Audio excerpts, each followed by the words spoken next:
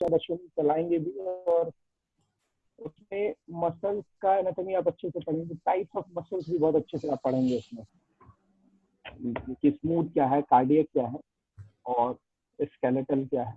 So that will be very easy, and that is not a rocket science. Everybody can go to the internet and can see the content, and it will be very clear to everyone. कोई दिक्कत नहीं आने वाली इसमें. मेरा था कि मैं उन पॉइंट्स को टच करने की कोशिश करूं जो usually biomechanical point of view से इम्पोर्टेंट है, और जो यूजुअली पढ़ाई ही नहीं जाते हैं, जो मुझे भी नहीं पढ़ाए गए थे. बहुत बाद में इन चीज़ों को सेल्फ स्टडी हो जाता है. और बायोमेकेनिकल पॉइंट ऑफ व्यू से या बेसिकली मसल अंडरस्टैंडिंग बढ़ाने के लिए ये चीज़ों की ज़रूरत ज़्यादा है. तो हो सकता है कि ये चीज़ें आपको लगे भी कि अनरियलिस्टिक है, आपके ज़्यादा समझ में नहीं आ रही है, या आपसे ज़्यादा जुड़ी ही नहीं है. तो बी पेशेंट. ये जो टॉपिक मैंने डिजाइन किया है वो इस तरह से डिजाइन किया है कि बायोमेकेनिकल पॉइंट ऑफ व्यू से आपके कंसेप्ट मसल के बारे में क्लियर है. तो सबसे पहले मसल्स के बारे में अगर बात करते हैं ना, तो usually biomechanics point of view से मसल्स जो है वो स्केलेटल मसल्स को ही टारगेट किया जाता है, क्योंकि दे क्रिएट्स मूवमेंट. वो मूवमेंट करती हैं, वो बैलेंस करती हैं, वो स्टेबलाइज करती हैं, वो समटाइम न्यूट्रलाइज करती हैं. अलग अलग रोल में मसल काम कर रही है. बट क्योंकि स्केलेटल मसल ही ऐसा कर पाती है, तो इसलिए हम इसके बारे में ज्यादा स्टडी करते हैं. बट इसके पहले भी एक चीज होती है कि मसल की कुछ प्रॉपर्टीज होती है. अब वो स्केलेटल हो, स्मूथ हो, या मे बी कार्डियक हो, लेकिन ये प्रॉपर्टीज हर मसल में, इवन आदमी हो, जानवर हो, सबकी मसल्स में ये प्रॉपर्टी पाई जाती है जो यूनिवर्सल है. That is extensibility. First is property is extensibility, elasticity, irritability and contractibility. I repeat, first is extensibility. Extension यानी ability to be stretched or to increase the length. अपने लेंथ को बढ़ा लेना या स्ट्रेच करना, that is the ability of extensibility. Extension से बना हुआ है. Second one is elasticity. What is elasticity? That is ability to return to normal length. That is called elasticity. Or from where to come back into the normal length, that is from extension या contraction. Muscle या तो लंबी होगी extensibility के कारण, या due to contractibility जो एक और प्रॉपर्टी है मसल की, वो छोटी हो, लेकिन उस पर्टिकुलर पोजीशन में बन ही ना रहे, वापस आ जाए. That is due to elasticity.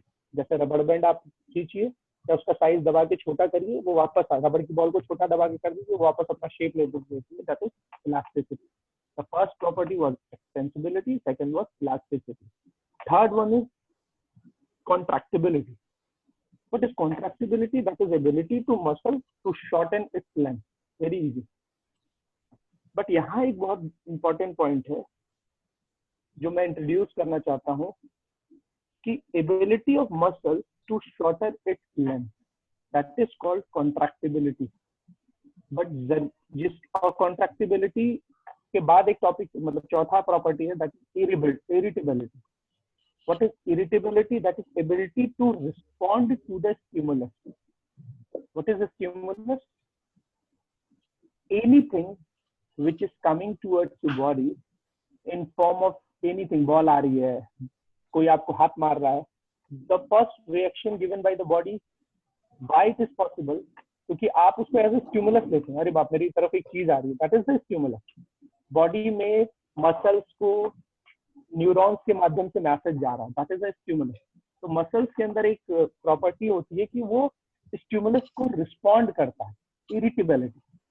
अब मैंने आपसे जो प्रॉपर्टी बोली थी कि ability of muscle to shorten its length, या लंबा करना, बड़ा लंबा तो उसमें क्या होता है, कोई बात नहीं. इन दोनों ही कंडीशन में बेसिक फंक्शन क्या है मसल का? वो बेसिक फंक्शन ये है कि वो बेसिकली टेंशन डेवलप करें मसल में. लेकिन यहाँ एक पॉइंट याद रखना है, बल्कि नोट डाउन कर लो, कि जरूरी नहीं है कि मसल में टेंशन केवल लंबाई या छोटाई की वजह से, मसल एक्सटेंशन हो, कॉन्ट्रैक्शन हो, तभी मसल में टेंशन डेवलप हो. कई बार मसल लंबी और छोटी नहीं होती तो भी टेंशन डेवलप होता है, ये बाद में हम डिस्कस करेंगे। यानी लंबाई चौड़ाई छोटाई का टेंशन से बहुत गहरा संबंध है, लेकिन जरूरी नहीं है कि टेंशन केवल इन्हीं कंडीशन में डेवलप हो। This is a very notable point. अब मसल्स में ये 4 प्रॉपर्टीज जो हैं, इसके अंदर 2 चीजें ध्यान रखने वाली हैं। इलास्टिसिटी में 2 चीजें मैं आपको बता रहा हूँ, जो आप सुन लें या लिख लें, आपकी मर्जी है, फर्दर आपके बहुत काम आएंगी। कि इलास्टिसिटी में 2 चीजें आती हैं, that is one is called pack, PEC, and second is called SEC, SEC. What is SEC and what is SEC? SEC is parallel elastic component and SEC is series elastic component. ये elasticity का part है। Why elasticity is very important? Because जब भी आप contractile या extension position में muscle को ले जाते हैं, ये वो प्रॉपर्टी जिसकी वजह से मसल अपनी ओरिजिनल पोजीशन में आती है, and that is very important. कोई चीज अपनी वापस पोजीशन में आ जाए नॉर्मल पोजीशन में, क्योंकि जैसे नॉर्मल, व्हाट इज डिफॉर्मिटी का कोई मतलब बताएगा मुझे? What is deformation? आपके अभी पोस्चर में भी आता है postural deformity. Anybody put your hand? Yes Anand, sir जो हमारी नॉर्मल बॉडी जो बनी होती है या फिर जो भी उसका पार्ट्स होता है, उसमें सर कोई दिक्कत आने के कारण सर पोस्चर में चेंजेस आना को डिफॉर्मिटीज कहते हैं sir.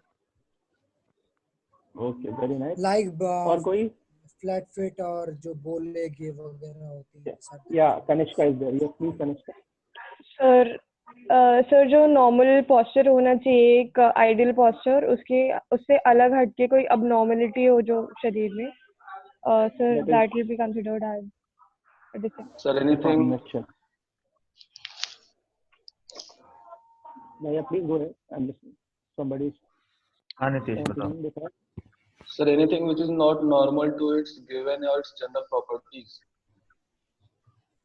Very nice. That is a very correct answer. The formation जब भी कोई नॉर्मल से डिविएट करता है ना, that is called deformation. Why elasticity is important? क्योंकि वो आपको नॉर्मल पोजीशन में ले आ रही है। मसल लंबी रह गई तभी दिक्कत है। अगर मसल स्ट्रेच रह जाती है, कई बार मसल जो है वो कॉन्ट्रैक्ट पोजीशन में ही रह जाती है, उसको हम क्रैम्प बोल देते हैं। That is cramp. That is a kind of abnormality of the muscle. Muscle छोटी तो हुई लेकिन लंबी नहीं हो पाई, क्योंकि इलास्टिसिटी के लिए भी सर्टेन कुछ मैकेनिकल इंग्रेडिएंट्स की जरूरत है। अब now moving to what is parallel elastic component. जब भी आप नॉर्मली, आपने स्ट्रेचिंग में पढ़ा होगा, फ्लेक्सिबिलिटी ट्रेनिंग में जाएंगे ना तो पढ़ेंगे, that is active flexibility and one is passive flexibility. Without any external support जब आप अपनी फ्लेक्सिबिलिटी को टेस्ट करते हैं, that is your passive flexibility.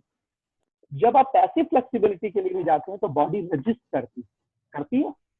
आप बहुत दिन से अगर फ्लेक्सिबिलिटी सेशन के लिए नहीं गए हैं, फ्लेक्सिबिलिटी एक्सरसाइज के लिए नहीं गए हैं, अब कभी हैमस्ट्रिंग को बैठ के स्ट्रेच नहीं किया फॉरवर्ड बेंडिंग करके, तो टच करके, तो आप जाना आज करना, ऐसा लगता है कि वो वापस पुल बैक कर रही है। That property is called PEC, ability of the muscle to resist passive stress. आपकी पैसिव स्ट्रेस को भी जो रजिस्ट करती है एबिलिटी, वापस कहती नहीं नहीं खींचो मत, जरूरत नहीं, वापस नॉर्मल पोजीशन में ले जाओ, that is called PEC, passive parallel elastic component. Second is SEC, that is series elastic component. इसके बारे में है the ability of activated muscle to recoil elasticity. Recoil एक वर्ड होता है जिसमें पबजी खेलने वाले बहुत ज्यादा जानते हैं ये वर्ड। मैं खेलता था, मेरी बीवी ने मारा मुझे, मैंने छोड़ दिया खेलना। But that PUBG word is recoil. You can connect what is recoil, कितनी जल्दी बंदूक रीलोड हो रही है। अरे यार बहुत रिक्वायल मारती है पबजी खेलने वाले, अक्सर बोलते हैं, अरे यार तुम्हें से कोई एक्सप्रेशन नहीं दे रहा है, तुम सब पबजी नहीं खेलते यार। अरे एक्सपर्ट बैठे हैं यहाँ पबजी वाले। अच्छा, प्रो लेवल पे। Recoil word, that's very good. I love PUBG, but I cannot play the PUBG. The ability of activated muscle to require elasticity, यानी जब मसल स्ट्रेच हुई, इलास्टिक हुई, उसके बाद उसने अपनी नॉर्मल पोजीशन को ले लिया, तो वो इलास्टिसिटी को रिक्वायर करना, that is called series elastic component, क्योंकि एक बार नॉर्मल पोजीशन में आना उसका काम खत्म नहीं है, मसल तो बार बार स्ट्रेच होगी, छोटी होगी, लंबी होगी, तो वो इलास्टिसिटी को एक सीरीज में बनाए रखना, रिक्वायर करना, that is called series elastic component. ये कैसे काम करती है? जो कॉन्ट्रैक्टाइल मसल का कंपोनेंट है ना, उसके साथ एक सीरीज में काम करती है। जब जब मसल कॉन्ट्रैक्ट होती है उस समय ये इलास्टिसिटी कंपोनेंट रिक्वायर करता है कि अरे भाई इसको नॉर्मल पोजीशन में लेके जाना है, फिर लंबी हुई फिर छोटा करता है, इसीलिए नॉर्मल आप मूवमेंट रिदमिक मैनर में कर पाते हैं। दैट इज वेरी अच्छा। ये दो चीजें जो मैं बता रहा हूँ इनका आपके सिलेबस से कोई संबंध नहीं, this is for basic understand. तो ये ग्रेडिंग आप कर लें, अभी जो पबजी खेलना चाहता है वो बीच में खेल सकता है, कोई दिक्कत नहीं। Now muscular tension, what is muscular tension, why I am taking it separately? I was saying that कि extensibility, elasticity, irritability and contractibility, इसके बावजूद एक मसल में टेंशन अलग पार्ट होता है, क्योंकि जरूरी नहीं कि ये सारी चीजें हो तो टेंशन डेवलप हो या ना हो, that is not very important. क्योंकि आइसोमेट्रिक टाइप ऑफ कॉन्ट्रैक्शन आप जब पढ़ेंगे तो उसमें तो मसल जॉइंट से कोई चेंज नहीं होता, मसल लेंथन और शॉर्टन नहीं होती, लेकिन उसके बावजूद जो है मसल फोर्स प्रोड्यूस करती है, यानी मसल में टेंशन डेवलप होता है। What is tension? Tension is a pulling force और पुशिंग फोर्स। टेंशन कुछ नहीं है, एक पुलिंग फोर्स है। मसल में टेंशन डेवलप हुई यानी आपने अपने बाइसेप्स को ऐसे मोड़ा, हल्का सा मोड़ा, यहाँ पे टेंशन आपको फील हो रही है, that's a kind of pulling force. अब ये आप समझने की कोशिश करिएगा, ये कंसेप्ट देने की कोशिश कर रहा हूँ, बेसिक टेंशन कैसे डेवलप होती है और फोर्स कैसे मसल जनरेट करती है। दैट इज क्या है कि जब मसल में टेंशन डेवलप होती है तो थ्रू आउट द मसल वो टेंशन जो डेवलप हो रही है वो रिमेन सेम, मतलब एक जैसी टेंशन डेवलप होती है। ऐसा नहीं होता कि आप अपनी बाइसेप्स को टाइट करिए, यहाँ ज्यादा टाइट है यहाँ कम टाइट है, वो ऑलमोस्ट सिमेट्रिकल टेंशन डेवलप होती है। सेकेंड चीज इज जो आपकी मसल टेंडन बन के फ्यूज हुई है बोन पे ना, बेसिकली जिसको मस्कुलो टेंडनाइटिस बोलते हैं, वो बेसिकली वो टेंडन एक मसल पुल एक्टिवेट करता है, बोन को खींचता है, फोर्स डेवलप हुई।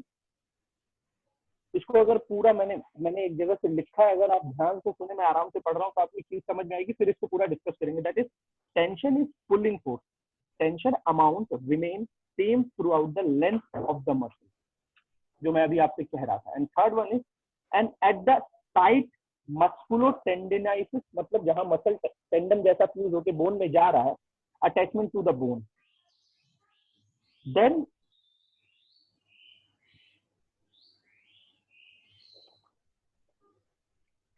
अब ये जो पुल फोर्स है ना, बेसिकली जो पुल फोर्स है वो एक टॉर्क क्रिएट करता है। What is torque? That is a turning effect. Torque का मतलब होता है टर्निंग इफेक्ट, एक तरह का टर्निंग, घूमने।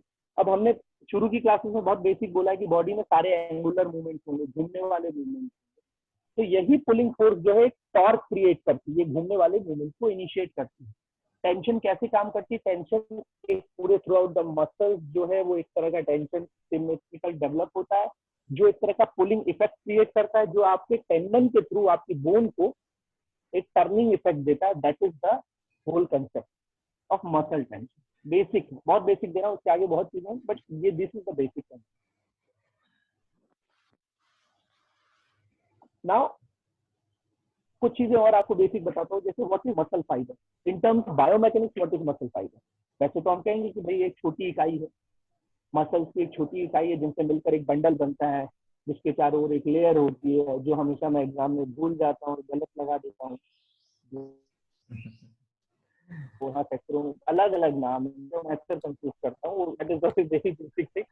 और हर exam fibre is a unit, fibre एक unit fibre is a unit. अब इसको अगर बायोमैकेनिकल पॉइंट आप देखें तो मसल जो फाइबर होता है, आप लोग न्यूरोमस्कुलर सिस्टम उससे क्या रहता है, न्यूरोमस्कुलर सिस्टम का जो एक पार्ट होता है नीचे वाला, जिसको एक्सॉन बोलते हैं। जाके देखना व्हाट इज एक्सॉन। एक्सॉन क्या होता है? जड़ जैसा होता है।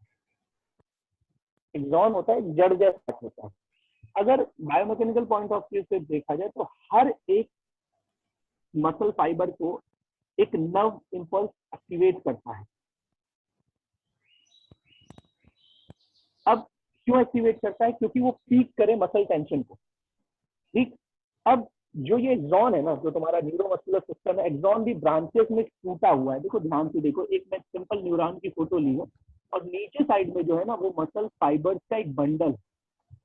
एक अगर बात करें, एक न्यूरॉन जो है ना वो पूरे के पूरे एक मसल फाइबर के बंडल को एक्टिवेट कर रहा है। लेकिन कैसे एक्टिवेट कर रहा है? एक्सॉन देखो छोटे छोटे छोटे छोटे ब्रांचेस में टूट के हर एक फाइबर के लिए एक सिंगल जगह पे जुड़ रहा है जाके, जिसको बोलते हैं motor end plate. That is called motor end plate. यानी जब भी आपको सिग्नल मिलता है ब्रेन से कि भाई मसल को कॉन्ट्रैक्ट करना है, तो वो एक्सॉन के थ्रू उसी मोटर एंड प्लेट के थ्रू हर एक सिंगल फाइबर एक्टिवेट होता है और वो अपनी टेंशन को पीक करता है, क्योंकि थ्रू टेंशन ही वो पुलिंग इफेक्ट डेवलप कर पाएगा और फोर्स जो है आपको मिलेगी, वो टर्निंग इफेक्ट आपको मिलेगा।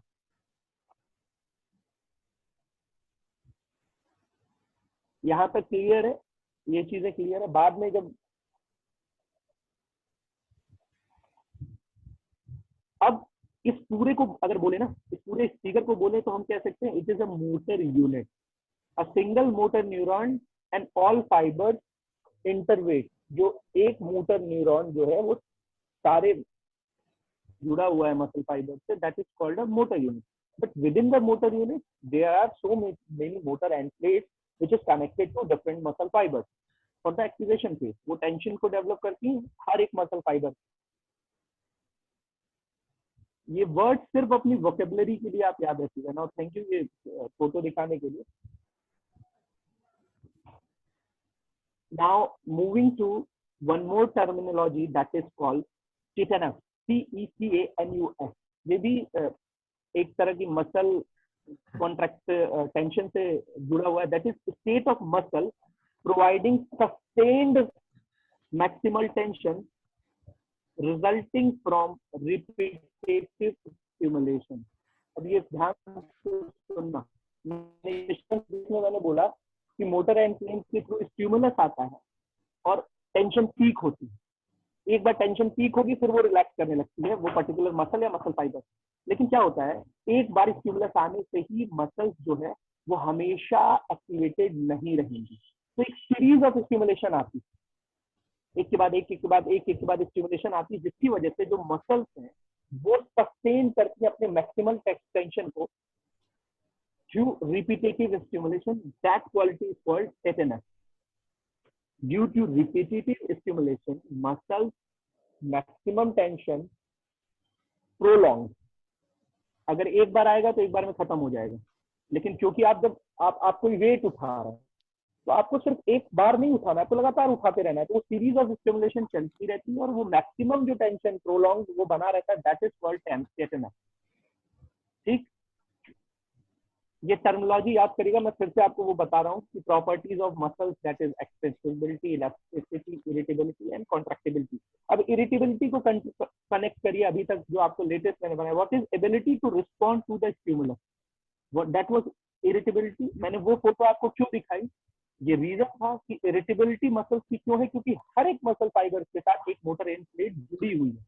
That's why muscles are irritable, वो स्टिमुलस को रिस्पॉन्ड करते हैं। देन मैंने आपको इलास्टिसिटी के बारे में बताया कि जो नॉर्मल पोजीशन में वापस ले आए, that is elasticity. deviating from normal is that is deformation, but returning back to the normal due to elasticity। इसमें मैंने आपको दो कॉन्सेप्ट दिया, that is parallel elastic component. ये क्या होता है, ये बेसिकली आपकी पैसिव स्ट्रेचिंग को रजिस्ट करता है। And what is series elastic component, जो आपके मसल्स को की इलास्टिसिटी को रिक्वाइल करता है। Then I went to muscular tension, जिसके बारे में मैंने आपको बताया कि एक तरह का पुलिंग इफेक्ट है, जो जहाँ पे मसल बंडल जो है वो फ्यूज होकर टेंडन बन के बोन में जुड़ता है, वहां पे वो पुलिंग इफेक्ट जो है मसल्स में टेंशन डेवलप करने के कारण क्रिएट होता है और एक तरह का टर्निंग इफेक्ट क्रिएट होता है। फिर मैंने आपको बताया what is muscle fibre, what is tetanus, what is motor unit. ये सब वोकेबलरी बता रहा हूँ, जिसमें हम जब आगे इस टॉपिक को क्लियरिफाई तरीके से पढ़ेंगे तो चीजें आपको समझ में आए। Now what is muscle fibre type, इस पे बहुत रिसर्च, मतलब स्टार्टिंग फ्रॉम 1960 देन 39 से रिसर्च मतलब जो डॉक्यूमेंटेड रिसर्च है डॉक्टर हेल ने की थी 1939 में, और उसके बाद से इतनी रिसर्च हुई है इसके ऊपर, लेकिन अभी भी चीजें बहुत क्लियर नहीं है। लेकिन जो भी रिसर्च हुई उनकी बेसिस पे दो चीजें मोटा मोटी आती हैं। आपको ये मसल फाइबर टाइप कई तरह का मिलेगा, अलग अलग लोगों ने अलग अलग तरीके से डेवलप किया है, अलग अलग तरह से कॉन्सेप्ट दिया है, लेकिन हर कॉन्सेप्ट में दो चीजें बहुत कॉमन है।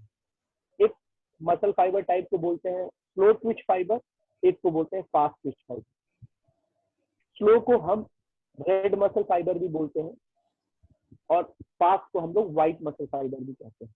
रेड एंड व्हाइट का डिफरेंस क्यों है वो मैं बाद में समझाऊंगा, लेकिन ये दो बेसिक डिफरेंस है, इसमें किसी को आपत्ति नहीं है कि रेड है और व्हाइट है, या फास्ट है और स्लो है।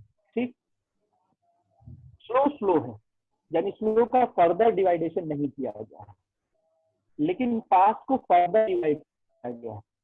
कुछ साइंटिस्ट इसको टाइप 2A, क्योंकि टाइप 1 फाइबर जो है उसको लोग कहते हैं स्लो फाइबर, और टाइप 2 को फास्ट कहते हैं। लेकिन टाइप 2 को अगेन कई लोग टाइप 2A और टाइप 2B में डिवाइड किए हैं। उसी टाइप 2A को कुछ लोगों ने नाम दिया है फास्ट ऑक्सीडेटिव ग्लाइकोलाइटिक फाइबर और फास्ट ग्लाइकोलाइटिक फाइबर। इसी को कुछ लोगों ने नाम दिया है fast twitch fatigue resistance fibre और fast twitch fast fatigue fibre. ये अलग अलग नाम है, तो इससे कंफ्यूज होने की जरूरत नहीं है। आप लोग सबसे पहले ऊपर लिखिए मसल फाइबर, उसको दो पार्ट में डिवाइड करिए। एक तरफ लिखिए type 1 fibre that is slow Twitch fibre, एक तरफ fibre that is fast twitch fibre, type 2 fibre. ठीक, स्लो ट्विच फाइबर की खासियत क्या होती है कि ये फाइबर जो होता है ये मायोग्लोबिन कंटेंट जो होता है, एक तरह का मस्कुलर प्रोटीन होता है, उसमें हाई होता है। इसकी ऑक्सीजन कैरियर कैपेसिटी ज्यादा होती है, जिसकी वजह से इसका फटीग डिले होता है, और इसी वजह से ये जो है ज्यादा लाल दिखाई देता है, क्योंकि इसमें ग्लोबिन कंटेंट ज्यादा, आयरन ज्यादा है मसल्स में, वहां ब्लड का कंटेंट ज्यादा है, इस वजह से वो मसल लाल ज्यादा दिखाई देती है, इसीलिए इसको रेड मसल फाइबर कहते हैं। ठीक, इतना ही बहुत है आपके लिए। आप इसमें इसके कैरेक्टरिस्टिक्स में डाल सकते हैं, आपकी एंड्योरेंस बेस्ड एक्टिविटी के लिए अच्छा होता है, बेसिक जो मूवमेंट होते हैं बॉडी के इनिशिएट होते हैं उनको ये कंट्रोल करता है। इसमें फटीग डिले होता है, इसकी रिकवरी भी बहुत फास्ट होती है कई बार। देन ये जो है ये बेसिकली लॉन्ग डिस्टेंस रनर में और लॉन्ग डिस्टेंस स्विमर्स हैं, क्रॉस कंट्री वाले, इनके लिए ज्यादा बेनिफिट होता है। बेसिक एंड्योरेंस के लिए आपका रेड मसल फाइबर जो होता है वो अच्छा होता है। ये सारी चीजें आप लिख सकते हैं। तो moving to fast twitch fibre, इसमें मायोफाइब्रोलिन नाम का एक एंजाइम पाया जाता है। मैं उसको बोल रहा हूँ myofibrillar ATPase, that is a kind of enzyme. बाकी सारी चीजें अलग हैं कि इसमें ग्लाइकोजन कंटेंट बहुत ज्यादा है, एटीपी स्टोर होते हैं, लेकिन ये सब कुछ हो पाता है ना, ये सारी चीजें क्यों एक्टिवेट होती हैं और जल्दी से एनर्जी प्रोड्यूस करती हैं, due to this myofibrillar ATPase enzyme. यही एक्टिवेट होता है तो बाकी चीजें उसके साथ एक्टिवेट होती हैं। ये लार्ज इन डायमीटर होता है, ये मसल्स आपकी हैवी होती है, लार्ज होती है, और इसमें फटीग बहुत क्विकली आता है, बहुत जल्दी आता है। लेकिन इसके अलावा एक बड़ा अंतर है इन दोनों मसल फाइबर में।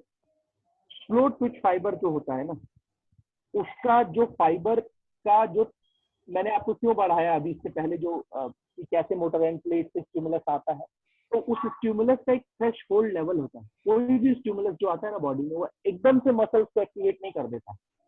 हर एक मसल फाइबर का एक थ्रेश होल्ड लेवल होता है। वो थ्रेश होल्ड की वो उससे एक लेवल तक प्रभावित नहीं होता। कहता है ठीक है बेटा तू होगा अपनी जगह होगा, अपना मुझे ऑर्डर मत दे, चल निकल यहाँ से, मैं तेरा ऑर्डर नहीं ले रहा हूँ। हर मसल रजिस्टर होती है, that is a threshold. Red में ये थ्रेश होल्ड जो होता है वो बहुत कम होता है, यानी जरा सा सिग्नल आया फट से तैयार, चल बेटा काम पे लगते हैं। लेकिन व्हाइट में ये थ्रेश होल्ड ज्यादा होता है, जिसकी वजह से जो स्टिमुलस होता है ना वो पावरफुल होना चाहिए। कमजोर स्टिमुलस इसको एक्टिवेट नहीं कर पाएगा। दूसरा है कि स्लो ट्विच में जो मसल टेंशन पीक करती है ना, वो बहुत स्लो पीक करती है। मसल में टेंशन डेवलप होगा, लेकिन वो टेंशन धीरे धीरे पीक करेगा, पीक तो दोनों में जाएगा, मसल टेंशन पीक दोनों ही टाइप से उसमें करती है। लेकिन आप खुद सोचिए, अगर स्लोली टेंशन डेवलप होकर पीक करेगा तो फोर्स भी तो धीरे धीरे ही प्रोड्यूस होगी। जबकि फास्ट ट्विच में जो मसल टेंशन पीक करता है वो लगभग आधे टाइम में पीक कर जाता है कंपैरेटिव टू स्लो ट्विच। यानी फटाक से उसको स्ट्रॉन्ग स्टिमुलस मिला, स्लो हल्का स्टिमुलस नहीं, लेकिन स्ट्रॉन्ग स्टिमुलस मिला, फटाक से आधे टाइम उसने टेंशन को पीक कर फट से हमें स्पीड दे दी, हमें explosiveness they the. That is खासियत ऑफ फास्ट ट्विच फाइबर। लेकिन फास्ट ट्विच फाइबर को अगेन इन लोगों ने दो पार्ट में डिवाइड किया है, that is called type 2A, जिसको फास्ट ऑक्सीडेटिव ग्लाइकोलाइटिस कहते हैं। इसको प्लीज लिखिएगा क्योंकि मैं इसका मतलब बड़े आराम से समझा दूंगा। What is fast oxidative glycolytic और type 2B that is fast glycolytic. क्या होता है कि टाइप जो फास्ट ट्विच फाइबर है ना, उसमें टाइप 2A जो होता है वो थोड़ा सा स्लो ट्विच की तरफ जाता है। स्लो ट्विच जैसा होता है बिल्कुल वैसा नहीं होता। यानी स्लो ट्विच क्या होता है, वो रेजिस्ट कर सकता है फटीग को, फास्ट ट्विच नहीं कर सकता।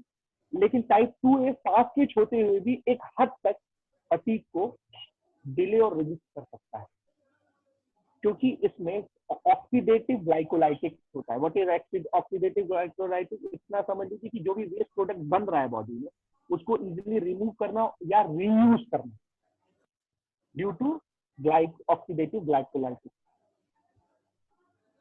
इसी की वजह से ये फटीग को थोड़ी देर बर्दाश्त कर सकता है, लेकिन ऐसा नहीं कि स्लो ट्विच की तरह लगातार बहुत देर तक बर्दाश्त करेगा, नहीं, थोड़ी देर बाद फटीग हो जाएगा। अब क्योंकि इसमें थोड़ी सी रेड वाली प्रॉपर्टी है, इस वजह से इसका जो एक्टिवेट होने के लिए थ्रेशोल्ड है वो भी थोड़ा सा कंपैरेटिवली फास्ट ट्विच से थोड़ा कम होता है, लेकिन रेस्ट ट्विच से ज्यादा होता है। यानी एक्टिवेट ये थोड़ा जल्दी हो जाएगा, लेकिन ऐसा नहीं कि रेड की तरह बहुत जल्दी एक्टिवेट हो, बट कंपैरेटिवली इजीली हो जाता है। फास्ट ग्लाइकोलाइटिक या जिसको बोलते हैं फास्ट ट्विच